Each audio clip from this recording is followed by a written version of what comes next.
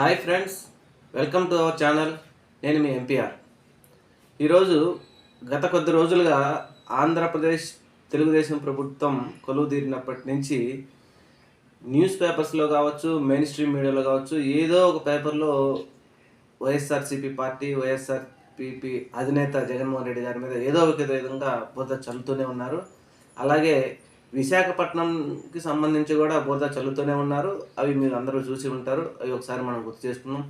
అదేంటంటే విశాఖపట్నంలో జగన్మోహన్ రెడ్డి గారు ప్రభుత్వానికి సంబంధించిన కొన్ని భవనాలు నిర్మించారు.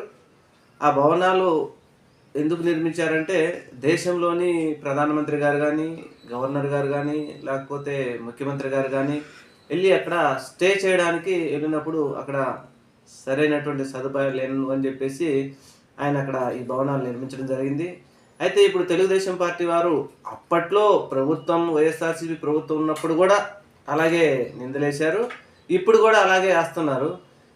అప్పుడేంటంటే అక్కడ భవనాల లోపలికి వెళ్ళి ఆ ఫోటోలు, ఆ వీడియోలు అన్నీ తీసి పెట్టడానికి అనుమతి లేనందువలన బయట నుంచే రకరకాల విధాలుగా వీరి మీద బురద చల్లేవారు.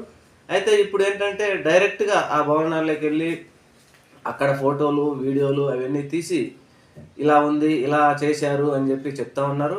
కానీ ఇది చాలా తప్పు.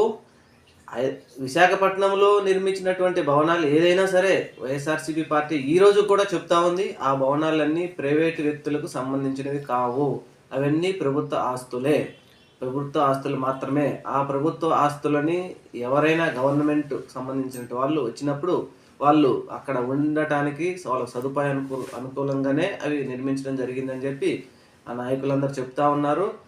అలాగనే వాళ్ళు కూడా భావించాలి. అలా కాకుండా ఏదో మా చేతిలో ప్రభుత్వం ఉంది, మేము ఎవరమైనా వెళ్ళి అక్కడ ఫోటోలు, వీడియోలు తీసి ఇవి జగన్మోహన్ రెడ్డి గారు కట్టారు, ఇవి అక్రమంగా నిర్మించుకున్నారు, ఇవి ఆయనకు సంబంధించిన భవనాలు అని చెప్పి చేయడం మాత్రం ఎంతవరకు భావ్యం కాదు.